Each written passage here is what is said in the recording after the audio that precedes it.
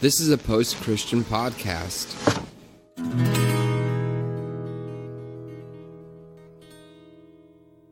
Welcome to the Revolution Church podcast. Hello, everyone, and welcome to Meet Your Congregation. It is Jay, me, and Caleb, as usual. Hello. And we are doing exactly what it's called. We are meeting our congregation. And today we are meeting Amy, who's an Instagram friend of mine, all the way from the Sunshine State, Florida. Is 407 in Orlando? Yes, it is. I'm in the land of Mickey Mouse and alligators. Classic combo. Nice. I went to high school in Orlando. I went to Dr. Phillips. Oh, wow. Okay. I didn't know that. That's awesome. I lived there for a little while. It was where a lot of my partying happened. Oh, yeah. Same. Yeah. It's a very good party town, actually. Yeah. And one of my best friends in the world, Bo Julian, who owns Julian Properties, is from Orlando. So anyway, yeah, that's a little tidbit for you. Almost died a few times in Orlando. Good. But yeah. I think it's a common occurrence for a lot of people where people come to let loose or to retire and die. So, well, welcome. And what do we? I don't know how we start this thing off anymore. We've done 18 of them so far, and I can't remember how to start them off. Well, how about this, Amy? How did you first come into contact with Revolution or with Jay? Yeah, so I actually first heard about Jay through watching the documentary, The One Punk Under God. So I know a lot of people were really impressed with that, and I really appreciated that. It was probably about 9 or 10 years ago, maybe. Yeah. So that's when I was first kind of exposed to Revolution, which, I was in awe of how dedicated you were to re-examining your faith and your beliefs and just being so transparent about your experiences with your parents and all of that. And I also really appreciated how you stood up for and were so accepting of the LGBTQ community, even if that meant you might lose some of your support from the Christian community. So that just meant a lot to me because I'm bisexual. My younger sister's gay. I have a lot of friends who are gay. So I was like, okay, this is a person that I really respect their message of love and inclusivity.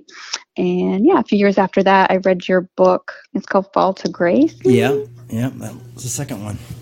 Yeah, so I read that. And then a couple years ago, found you on Instagram. And I was like, oh, what a wonderful human. So definitely wanted to be friends with you there. And then, I saw some posts about the Revolution podcast. So just recently started actually listening to the Sunday services, probably within the last 6 months, just because I was kind of, reconnecting and re-examining my own faith recently. So you guys have kind of coincided with me coming back to that.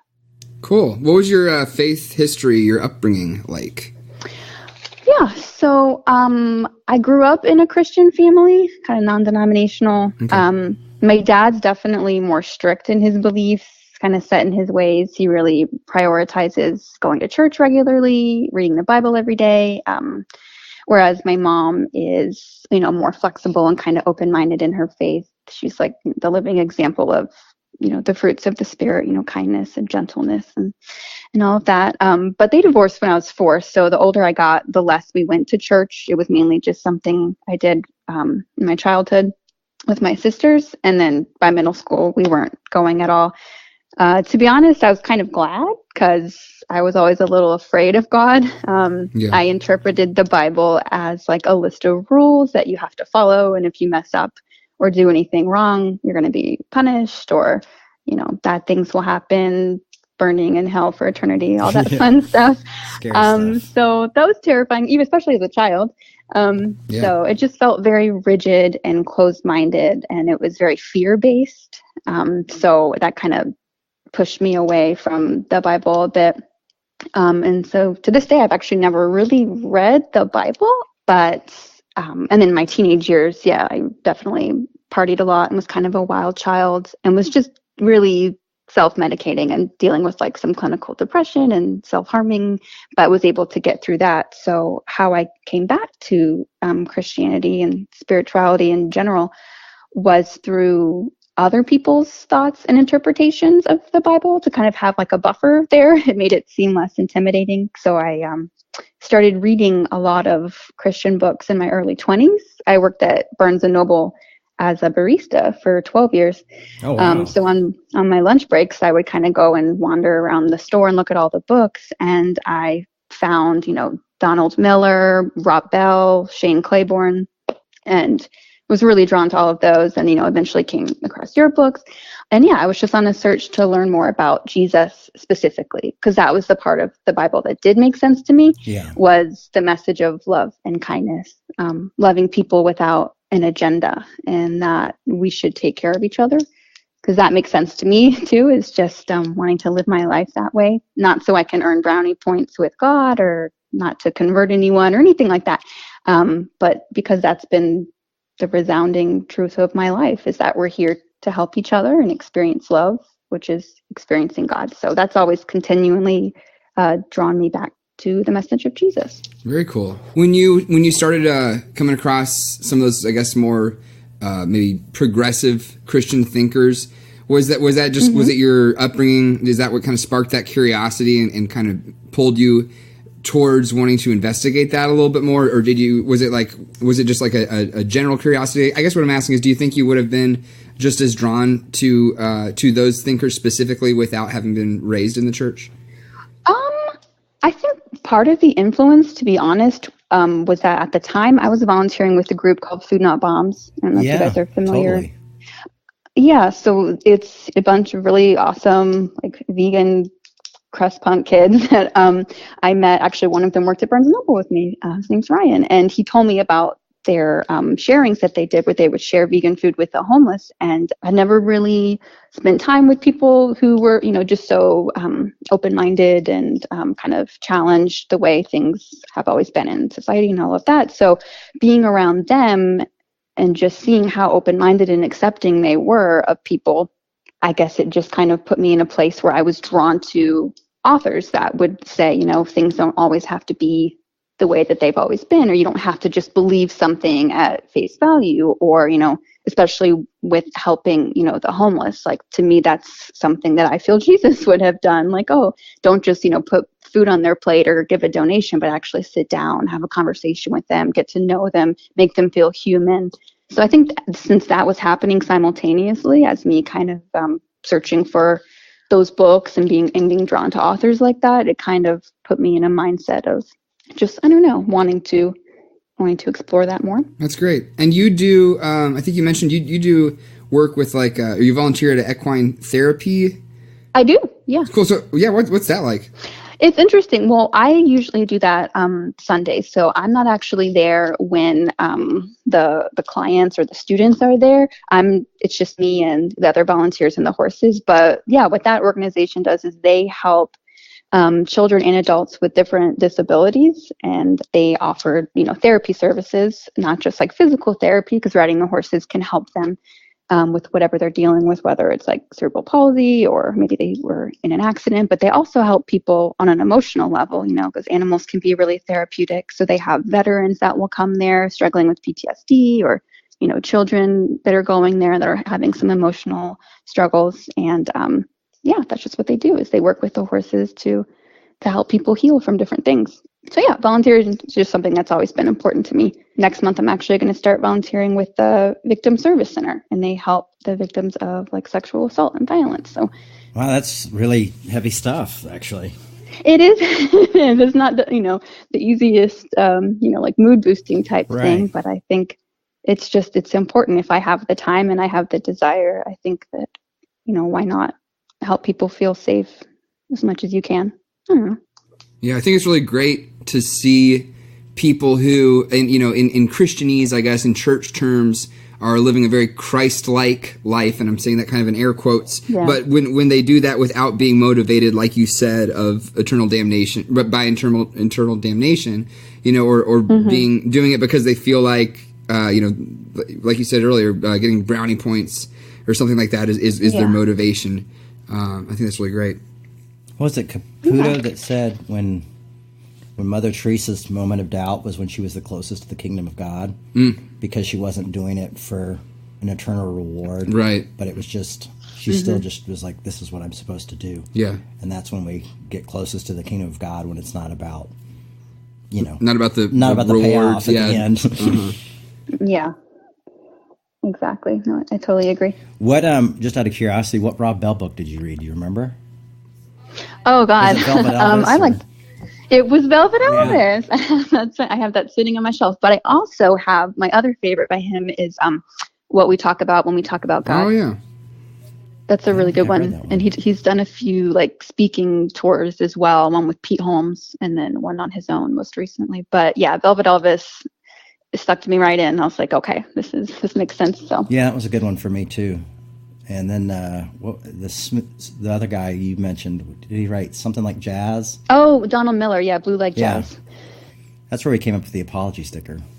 Oh, from his book. Sorry, as Christians, we're sorry for being self-righteous bastards. Because they did a confessional booth. And then people would get in the confessional booth, but then the Christian would end up doing the confession saying, as a Christian, I'm sorry for being an asshole or being legalistic or doing all that. And I was like, oh, that's kind of cool. Kind of flipping it on its head. Yeah, and we had to do an ad for Vice magazine. And so the idea was we were trying to come up with an ad idea. And I was like, let's just do an apology. Cool. Yeah, so all our best ideas were stolen. Damn it. That's okay. Not an original thought in this head. So so you listened to Revolution. I mean, was it, what drew you to kind of put the earbuds in or whatever, Yeah. One reason that I listen to you guys, and I think it's probably something you guys hear a lot, is how genuine and honest you are. I appreciate how honest you are about your own experiences and the evolution of your faith. Especially, I've heard both of you guys talk about the subject of mental health. That's huge for me. And I think for a lot of people, I've been dealing with anxiety and panic disorder for 15 years. Yeah. So to have, just people be so open and so vulnerable about it is really helpful. And another thing I love about the Revolution community is that it feels like a conversation.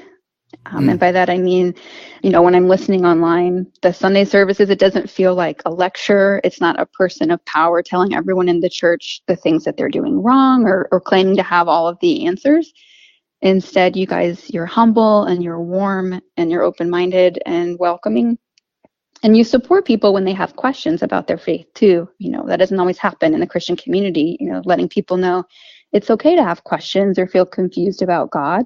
I've dealt with that, especially recently. And you listen to people share their own experiences and insight during the afterglow part of the services, which I think is really cool. You give people an opportunity to give their feedback. So everyone's views and feelings are equally valid. It's a conversation. And I have a lot of respect for that.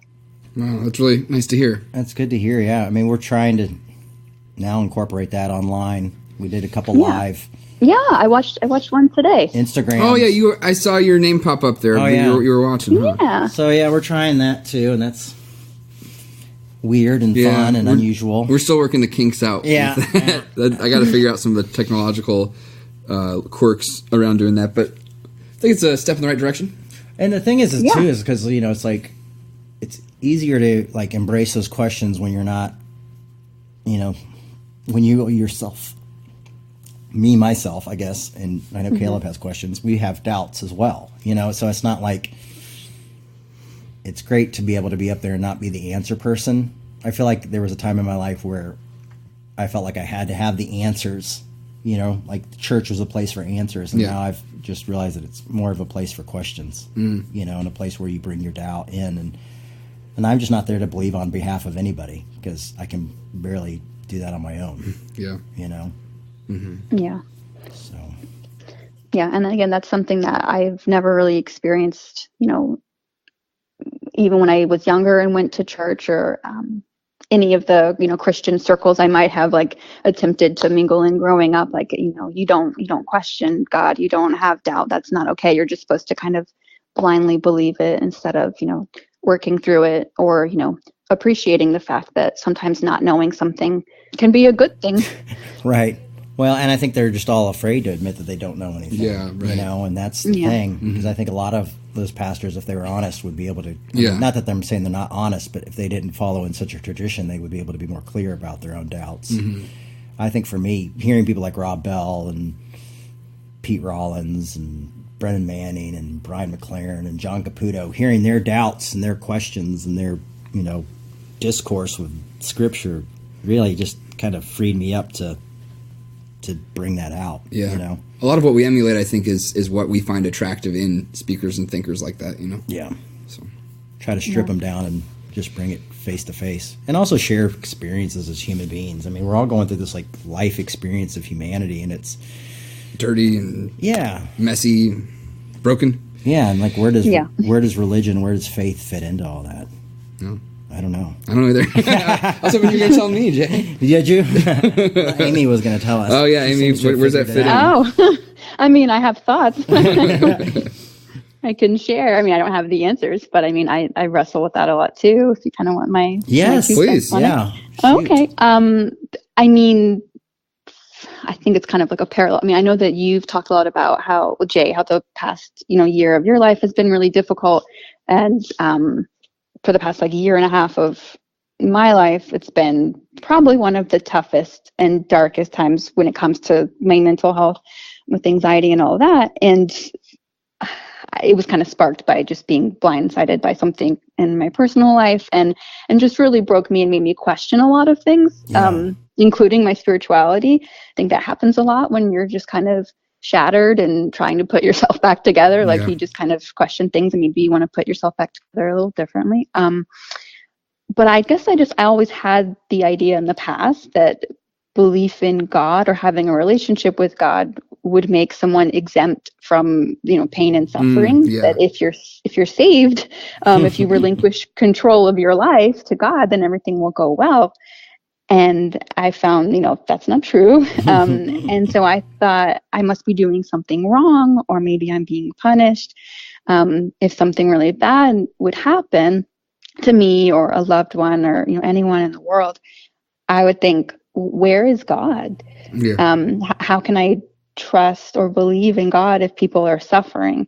But I guess what I've realized in this recent dark time in my life is that God is in all of those moments of love and unity and helping people. It's silly, but it's like the Mr. Rogers quote where he says, look for the helpers. You'll always find people who are helping. So I realized that God is still with you in your suffering. And instead of avoiding it or numbing it, you can acknowledge it and let yourself get through it and grow from it. I don't know. Do you guys ever listen to Me Without You, the band? Okay. They're one of my favorite bands. Aaron Weiss has a quote where he says, the cure for pain is in the pain until again I forget, and again he reminds me. So I think about that a lot recently. So whenever I'm having a tough time dealing with a lot of doubt, I'll ask myself, okay, where is God in this moment? And instead of saying it in a way where it's like, okay, if there's suffering, God obviously isn't here, I'll try to change my perspective and say, okay, where is God in this moment? Maybe God is in this friend that's responding to a text that's saying, everything's going to be okay, I promise. Or at my job, oh my God, when I'm working with kids, they're so excited just to exist and they feel so alive. I work at a preschool. Oh, yeah. So, I can see God the first time a baby's taking its steps, or the first time a kid plays with Play-Doh, or I don't know, you're just seeing these little moments of joy. And even at my most broken, times where I've called my mom and I just feel defeated, and the anxiety and the pain, it feels too heavy to hold. I can experience God in her words of reassurance, or if she wants to say a prayer for me, or even if she just tells me I can't tell you when everything's going to be okay, but I'm going to be here with you. So yeah, when it comes to the tough stuff and the questions and doubt and pain and suffering, I either try to find God in the moment, and if it's too tough, then I think, well, how can I be a vessel for God's love for other people, regardless of what they believe? It's not something, again, where it has an agenda to it. It's just, how can I be kind to others and just do the best that I can? So I love that so much. Yeah, I mean, it makes sense. I mean, it's tough for me to realize how much we find who we are in the suffering. Yeah. You know, and how much it kind of burns off a lot of the extra bullshit. I mean, it's really a tough way to learn things. Sometimes I feel like, am I stubborn? You know, am I just too stubborn? And so I have to like suffer and have panic attacks and go through this stuff to kind of realize who I am.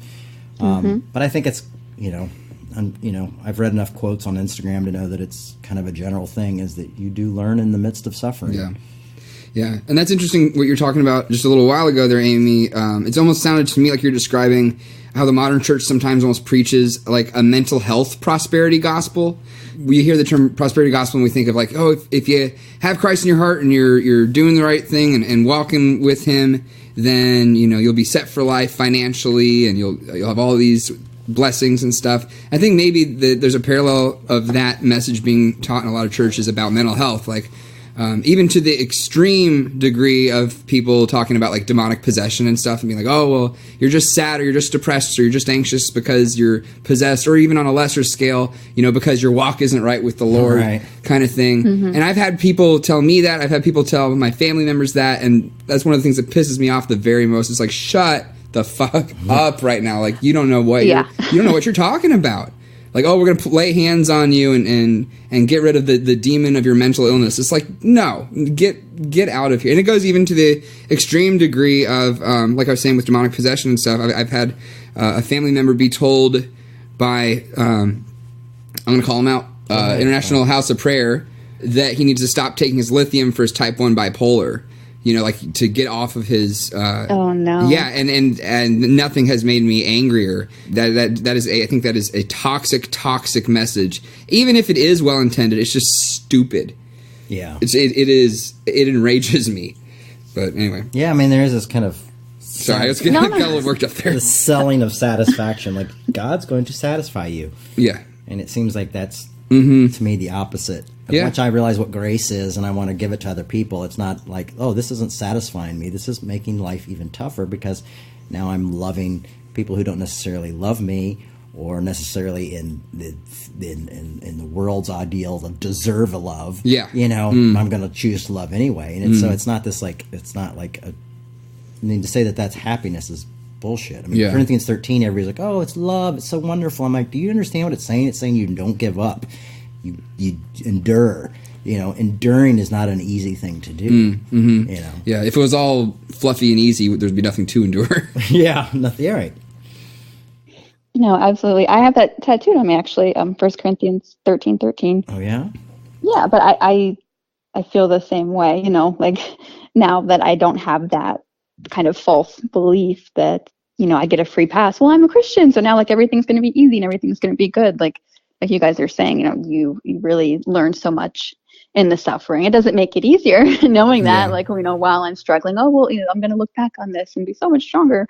But yeah, going back to what, you were talking about, Caleb, I completely understand your frustration. And I think it's really important for people to know that it's okay to take medication for mental health, or it's okay to go to therapy. Therapy has saved my life multiple times. Yeah. And even if it's not, a quote unquote, like Christian therapist, God is in everything. Yeah. So I mean, they don't have to label themselves as such. And if it's increasing the love in the world, then I feel like God is growing. So I love that. I definitely understand your frustration with that, and I think it could exacerbate some people's mental health problems if you're telling them they're being possessed by a demon. Yeah, so I agree. I think, it might be a little bit more supportive to say, what's helpful to you? Your medication's working? That's great. Yeah. Keep taking it. Keep talking to someone. We're here for you. Everyone's different. Different things work for different people. So why don't we leave it up to the person who's dealing with all the struggling to make those choices? I kissed Christian therapy goodbye. Oh, that's good. That's going to be my next book. That'd be a good book. I stopped going to therapists who wanted to pray.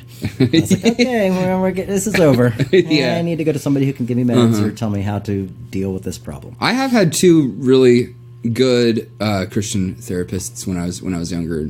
They weren't all about the. I'm going to coin the phrase now, the mental health prosperity gospel. But there are good ones out there. But yeah, definitely knowing your needs and what is meeting them and what is not is very important. I don't know if my therapists are Christians or not. I've been going to them for years. That's probably a good thing. Yeah. I should probably ask them about their salvation. Yeah, right. Where they're going when they die. You've done so much for me. I want to give you something. Yeah. You just slam your Bible on the table. Yeah. You're like, listen, we need to have a conversation. I have a ticket. Have for you accepted? Yeah. If you were to die tonight, Yeah, if you died tonight. And face God. yeah, I'll bring Almighty. you in to bring your guitar and sing a little bit in the background. Yeah, that's a good idea. You just start throwing holy water in the air. Yeah, there you go. Forced baptism. I want to start seeing an analyst, and I'm sure there's no such thing as a Christian analyst. Yeah. How is that different than a therapist? Just out of curiosity, like what exactly? Analysts more go in and go back into your past and try to help you deal with things that are in your unconscious. And therapists are more like help you deal with just the situation as it is now. Like, how do you live it? How do you get through it? They're not so much like going into the past. So it's more like Freudian type stuff of like, your mom didn't hold you enough when you were a kid. And this explains why you punch people at the gas station. I don't do that, but I'm just, whatever. It's a typical Monday for me. Yeah. There's always something behind it, and your unconscious is very powerful, so it kind of helps unlock some of that, the unconscious. So that's really cool. But it's also extremely exhausting and extremely tedious, and most insurance doesn't cover it. So yeah, I've heard a little bit about that. I just didn't know what it was called. But yeah, they say that you can retrain your brain. I guess when it comes to like neuroplasticity and all of that, you can create new ways of thinking and kind of go back and fix any of those subconscious beliefs that are causing you pain. But yeah, it takes so long. You've had your whole life to kind of reinforce those beliefs or those fears. So to kind of create a new one, it takes time. But I think that it's definitely possible. Yeah, I'm doing EMDR, and that's a really unusual therapy. It's where you follow a dot that goes back and forth, and you talk about really dark stuff in your life, and it kind of helps rewire your brain. I don't know if I exactly know how it works or even believe that it works, but it has started to work, so I guess it does work. Okay. And the research says it works, so it took me a long time to do it because I thought it sounded like wacky. Like just, snake oil salesman or something. I've heard this helped a lot of people on the spectrum, actually. Really? Yeah. I don't know. And it helps people with post-traumatic stress disorders. Why it started helping people who were coming out of the military. Huh. Yeah, it helps me a lot. That's It's helped me a lot with my parental issues and family issues, and now it's helping with some other issues that I'm not going to talk about right now. Give it a year, Jay. Yeah, I'll give it a year. That's what I do. I give it a year, and then I talk about it. Still too soon, but what the hell. Well, I guess we should get to our question. Yeah. Yeah, so if you've heard any of these, you probably know what's coming, but we always like to end by asking, what can we do better? What are we doing that you think is working? What can we get better at doing? What maybe is something that we're not doing that we could do? What can we do for you as an online congregation member to better serve you as a church? Yeah, I spent some time thinking about this question because I know you guys asked that, and I was kind of racking my brain because I honestly feel like you guys are doing so much right. I really like that you are doing, through the podcast, this Meet Your Congregation, because it helps create that sense of community, even if listeners can't physically be there. And it can also be encouraging and inspiring to hear other people's stories. For your Sunday services, I really love that you guys aren't afraid to talk about the tough stuff. So keep allowing yourselves to be vulnerable and authentic and open-minded. I really admire that you guys do that. As far as what you could do differently, the only thing I could think of is kind of random, maybe asking members of the congregation, like maybe each week, if there's any subjects that they want to focus on or anything they have like questions about or they're wrestling with, maybe like to get advice from a spiritual perspective. That could play out in different ways, whether it's, a suggested subject that you incorporate into the message during a Sunday service, or maybe you accumulate like 10 or 15 questions from the congregation and then you do like a whole podcast episode, like a Q&A, where you guys just kind of talk about maybe passages from the Bible that could shed light on the issue or give your own perspective that have helped bring your own spiritual path. I acknowledge that sometimes there isn't an answer. Sometimes it's just, we're struggling with things and we got to carry each other through it. But if, people can offer advice, it can be helpful. And I'm not trying to make you guys therapists for all of your listeners or anything like that, as much fun as that would be, but just kind of sharing your thoughts. And you could even involve the congregation and answering each other's questions too. Like, let's say there was a member of the congregation who, I don't know, they were new to Revolution and they didn't feel comfortable going to a physical church, or they didn't know how to kind of approach Christianity. And you could even do maybe an Instagram post that just said, hey, you know, we've got a member of the congregation who's struggling with this, or they don't know how to deal with healing from maybe having bad experiences with Christianity. What has helped you guys deal with that? And maybe people in the comments could say, hey, this book really kind of helped me dip my toe back into spirituality. Or, hey, I do this thing that helps me connect with God that's completely outside of a church. Or I live in this city and they're really open-minded at this church. Or, hey, this specific Revolution podcast episode really helped me, you know, feel more comfortable. So just a way of creating like a support system online and using social media as a way to bring people together even more than you guys already are. Genius. So I love that. Yeah, it's a great idea. I think we're going to do that right away. Yeah. Thank you. That's a great idea. Of course. Thank you so much. I appreciate you guys. Finally, one we can use. Just kidding. And we'll definitely cut this part out of the podcast and take credit for coming up with it. We'll pretend like we came up with it. Yeah, I'll just act oblivious. No, that's great. I love that. That's really, really good. I love that a lot. No, thank you. I have so much respect for you guys and for everything that you do. So I really appreciate you letting me just be a part of the congregation and letting me, you know, have a conversation with you guys. It means a lot. Awesome. Well, thanks for being a part. Thanks for listening, and thanks for doing this. That really means a lot to us, and the feedback is Absolutely. awesome. It means a lot. Of course. Keeps us going. You're welcome. It's become my new fuel. Mm-hmm. Totally. Oh, So. Yeah. Thank you. Well, you guys keep doing what you're doing. You help me a lot in life, and I know that you help a lot of people too. And I think you're doing a great job just being Christ-like. You're being very loving and very, very helpful. So I think that's awesome. Well, thank you so much, Amy. Of course, You're you're a very, welcome. very encouraging person. It's nice to get that. I'm that here fuel. for you guys anytime if you need to pick me up. Well, good luck with your new endeavors, and Thank you. yeah, enjoy your sunny weather. Yeah, I will. It was jealous. 80 degrees today. I was loving it. Oh Yep. my goodness. Not here. Not here. I'm sorry. I'll send you some sunshine. There you go. Please do. We'll send you some snow. You send us some sun. Okay. Trade Sounds off. good. All right. Thank you so much, Amy. Thank you, Amy. You're welcome. Bye, guys. Bye. Hi, I'm Caleb with Post Christian Podcasting. If you enjoyed this episode, you might also like The Sacred Collective. So that's the first, that's like chapter 1 and 2 and 3. Yeah. There's so many questions I was going to ask. Caleb, do you... I did have a question. This is kind of personal. If you don't want to answer, you obviously don't have to. I was just curious, like, you said you were falling in love. Because obviously you had committed, or you were in the process of committing to being a nun, and so there was a lot on the line there. And so I'm just curious, what was so strong about your attraction? It sounds like what attracted you to wanting to be a nun has a lot to do with, you know, being compassionate and caring. Yeah. And it sounds like that bled into all the adoption and the foster care and things like that. Were those traits that you saw in Carol that attracted you so much to her? She's strong. She's really strong. And all of the values that I have were her exact values too. And we complemented each other a lot in that, like, she's really practical and I'm probably more excited. Let's go do this. And so we really balanced each other really well. But I think her strong commitment to justice and God, and she's awesome. As one of the people at church said, she is just a little bundle of awesome. And she is. Agreed. Yeah. Nice. And but I was aware, like, I was actually sitting in church at like 6:30 in the morning, and Carol was playing guitar, and I'm sitting in the pews. And I just thought, she's so stunning. And I just thought, everybody has got to be noticing how stunning she is. And so I look around thinking everybody's going to be staring at Carol because she's so awesome. And in fact, all of them are like looking at their Bibles, praying their rosary, looking at their toes, looking at the priest, whatever. And I was like, they're all nuns. Of course they're not looking at Carol, they're praying. You know, we're in the middle of Mass here. Right. So it was just like, oh, Kathy, really, falling in love. So, Wow. yeah.